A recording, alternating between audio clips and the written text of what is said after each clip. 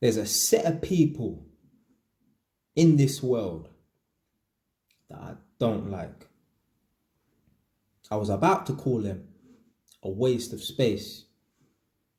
It would be better if there was a waste of space. It would be better if they were just employed and done jack shit. But these people aren't even a waste of space. They're worse. You know why? Because a lot of the youth offending team make young people worse.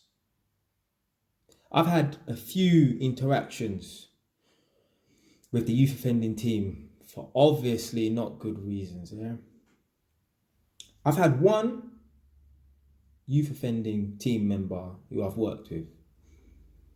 Out of the few that I've had, he was the only good one. One black man, older man, like mum's age, probably maybe a couple of years older. But I don't know if he was of Caribbean background or African. I think he might have been African, but he had an English accent, so he was probably born here. But this guy, he was disgusted. Yeah, he took no rubbish. Yeah, there was no, well gone, talking slang and coming in late. No, you had to address him properly. Any slang talk, if you didn't like the way he was talking, they would send you home. And you owe him extra sessions. So if you only had 3 sessions left, you will get sent home, and now you have 5 more sessions. Yeah, the guy didn't play around. Yeah, he used to talk to me with disgust. He used to even talk down to me, but not in a demeaning way. It was more like, you're not a big boy. You're not bad. Almost like you are a fool for acting this way. And he was right. So he used to speak to me in that manner. Now, that didn't stop me from acting the fool, but I think more of the youth offending team need to be like that. So he's the only really good one that I've had. Not saying that all the youth offending team out there are crap and useless, but a lot of them, they're no good. The first time I had a youth offending team member, and it dawned upon me that some of these people are just no good. I was about 16, 17, and I was always getting into trouble, going to court and stuff. So believe you me, I can't even remember what I went to youth offending for this time. I think that occasion might have been a fight or something like that. And I had some guy, I think he was like Greek, but like English born. And he's from South London. So obviously I'm from North London. I'm in my area going to youth offending, yeah. And he was saying that, yeah, you boys around here, you're not bad. The boys where I'm from, South London, they're the real bad boys. Yeah. They don't talk, they just stab. That's what he's saying to a 16, 17-year-old. An impressionable 16, 17-year-old. That's what you say to an impressionable 16, 17-year-old. You boys around here aren't bad. The boys in my area, South London, they're the real bad boys on the road. They don't talk, they just stab. And at that point in my life, I was on a quest to try and be like the hardest out. Yeah, I wanted to be bad. So if an older man is saying that to me, what's registering in my mind is, boy, I better stop, stop fighting people as much and start stabbing people. Because that's what you're telling me. Listen, there's certain man out here, I was one of them. I was on the quest to be a hard you. Yeah. So I'm thinking to myself, right, if that's what them man in South are on, man need to bring that to North London. Yeah. Luckily, I didn't go that far with stabbing people, but you cannot have that kind of attitude, that type of mentality when you're working with youth. One time I was listening to LBC. I was working in East London as an electrician. And in East London, they got like student halls. It's like accommodation for uni students, Queen Mary uni students. And it's around Whitechapel and that kind of area. And I was sitting in my car and I was waiting to leave work. and I was listening to LBC, and they were talking about knife crime, youth, and police. And some youth offending team worker got on the phone and called up LBC and was saying that the police, all they do is harass young black men. Now, I could tell she was white. I could just tell by the sound of her voice she was white. She was saying that all the police do is harass the young people. There's no jobs for them. That's why they're committing crime. When I heard that, my adrenaline started pumping, like almost like I was in a fight. I dialed the number for LBC and I called them up in a bloody rage. Luckily for them, luckily for her, I didn't get through. They answered the call, but I didn't get through. But I was gonna spit some fire. Like, I was actually angry. Like I was about to enter a fight, you know. And you cannot have youth offending team members like that.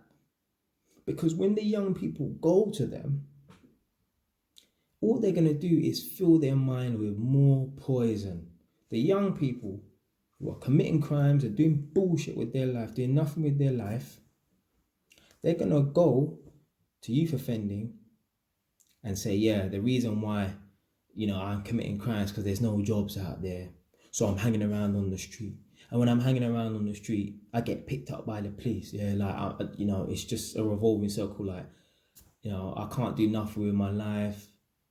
And then what happens is they go to youth offending and they tell the youth offending team that story. And then the youth offending team agrees with them. Yeah, man, look, it's cool. I understand what you're going through, yeah. My cousin, he's mixed race. Yeah, he gets the same treatment down in South London as well. People like that, those youth offending team members, you can't have them. They can't be employed. They're no good. They cannot be employed. They're no good. Because what they're doing is they're reinforcing that bullshit that's fucking up these kids' minds, yeah? These kids are burning weed, they're probably high before they go into youth offending, and they're hearing that bullshit, like they're agreeing with that bullshit. That's not good for the youth. One of the worst things I've heard come out of a youth worker's mouth. People like this, yeah, they shouldn't be allowed jobs. Yeah, they need to get the sack ASAP. Yeah, they need to get the sack ASAP. Let me just say one thing as well. A lot of women who work with youth, a lot of them actually date bad man. Yeah. No, I don't mean date bad boys with a bit of swag and that. No, they date bad man. They date man who trap. Yeah. So when a woman like that, who is dating a bad man, works with youth, she basically reinforces their lifestyle. Yeah. No matter if she's saying, what you're doing is wrong, that's bullshit, because you're dating that guy. That guy, you're going back to that guy's house. Yeah. You're sleeping with him at night time. So I don't give a fuck what's coming out of your mouth. Yeah. That's bullshit, because in your personal life, you're dealing with that. Yeah. That's like having a fucking teacher as a paedophile. Yeah. It just can't work. I know someone who's a youth offending team member. And when they made this classic statement years ago, and I still remember it like it was yesterday. I was talking to this person, and they work in Edmonton, North London, yeah? And they're working with some youths from Edmonton. Now, they must have been sharing some stories with this youth worker. And they must have told her a few stories or whatever. Then she's texted me saying, Wood Green Boys came down to Enfield. Like, why are you telling me that for? Why are you glorifying that? If you think it's cool to tell me, that means I know when you're in conversation with these young people and they're telling you stories, you're intrigued. Yeah? You're not sitting there in disgust. Them galley are sitting like this. Let me just adjust myself. I can imagine a young person having a session with a female who's into that lifestyle. Yeah, a youth worker who's really into that lifestyle. Yeah? It'll be like story time for her. I can imagine her in a session with one of them youths. Yeah? He'll be telling her stories, and she'll just be like this, all gazy eyes, really like, intrigued into the story. Yeah? I can imagine him saying like, boom, obviously, man's hair, innit? Like, man, see one you, don't even like the way man was screwing, man. So obviously, I'm saying away from, innit? Little did I know he's one of the ops. As soon as he said that, man's backed at the thing and he's ran down the road. And man's chased him. The Jakes have pulled up and nabbed man. I can imagine her during that story, yeah, just sitting there, just entertained by it all. See people like that. See gal like that. Yeah. They can't have jobs. They can't have jobs working with youth because they're just entertaining that. They're adding fuel to the fire. Yeah. Little do you know, trust me, some of these youths are making moves on these fucking youth workers. Listen, the scandal is real. Don't get it twisted. Don't get it twisted. I think the worst one is though, I've got a family member who works with youths. And he works with young people who are troublesome. Yeah. The type of children who are in and out of hostels and maybe not go to prison, but they're on the wrong path. Yeah. There was one boy from my school, one of them bad boys, them bad boys that get kicked out in year 7. One of them boy there. Yeah. A man's actually bucked him in jail actually. You still remember man from year 7. Now I was a quiet youth back in year 7. Now I started to get a bit of reputation towards the end of year 7, beginning of year 8. But yeah, I was a quiet youth, but he still remembered man. He said, yeah, Jay, obviously man knows your cousin, innit? Yeah? Man knows your older family member, innit? And this family member, he used to drive around with this youth, yeah, this young boy from my school. Yeah? Imagine, he's working with young people.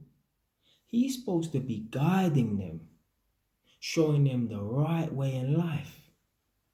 Do you know what this guy was doing? Driving around with this boy, licking shots, selling weed.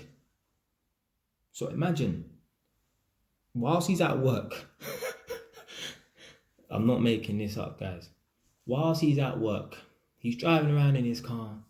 He's got a young person with a vulnerable mind in the passenger seat of his car, driving around, busting shots, selling weed to his friends. You couldn't make it up. So this is why I don't, when people say they work with youth and that, I'm not rating them. I think they're just more than a waste of space.